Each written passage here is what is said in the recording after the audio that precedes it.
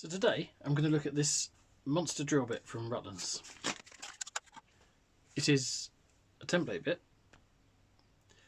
but it cuts up and down, and it's got bearings on the top and the bottom.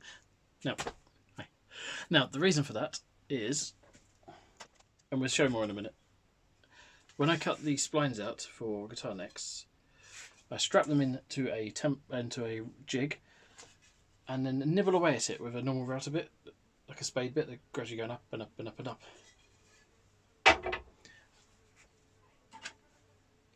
On the advert for this, it showed it cutting massive amounts of maple in one go.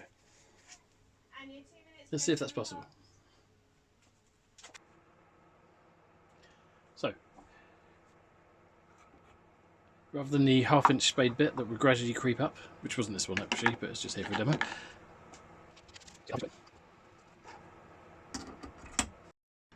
Right, now immediately there was an issue with my old template being only this high, because I want... There we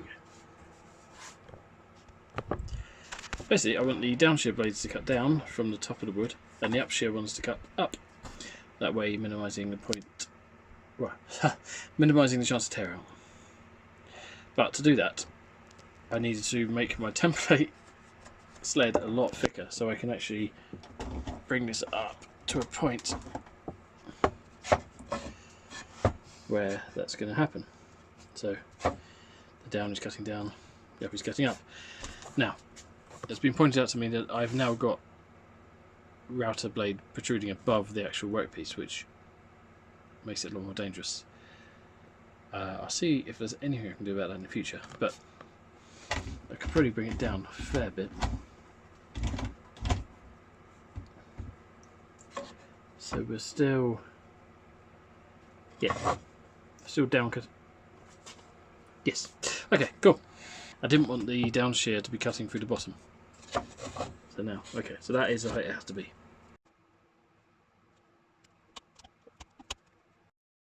So I'm going to pop my mask on and let's just see how it goes. See if it can do the whole stretch in one go without tear out.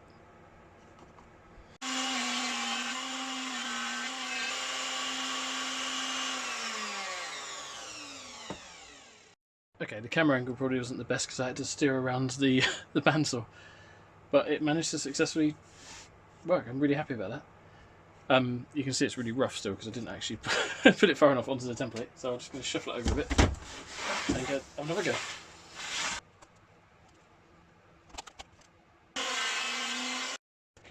So I'm very happy with very happy with that. It's smooth, there's no undulations and no tear out. However, I appreciate that. Where's my camera going? I appreciate that the next sled is going to be an even bigger challenge. Let's get that out. So let's bring it back a bit. So with the first sled, I don't know why this camera's so zoomed in. The first sled is I was just trimming off a tiny bit. This bit is going to cut it to size. So that means there might be a lot more to take off. I appreciate I'm standing in front of you right now. Right, I think when my camera has image stabilisation on, it goes really in close, which is quite unhelpful. Anyway, we are strapped in. There's a much bigger overhang this time. But if we can do it in one pass, then that's going to take so much time off this process. I won't be notching up like a few millimetres every time to avoid tear out. I won't be having to change the whole entire router bit halfway through to get one that's actually going to reach all the way up. Let's see how this goes. Is that in tight enough? Not really. I'm just going to fix that clamp at the end.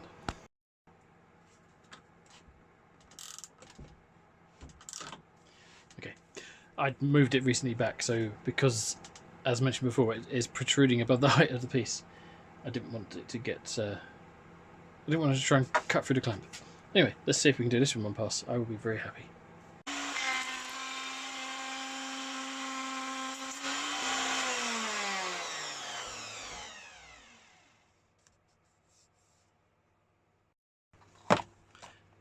That rocks.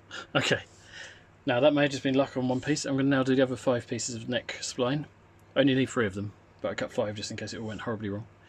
So let's see where it goes. Oh, you think it might look a bit weird here, but that's okay. I'm going to flatten that off with a router sled once I've glued it together to make sure the heel's the right width and not trust the template for that. Yeah, right, we'll see you on the other side.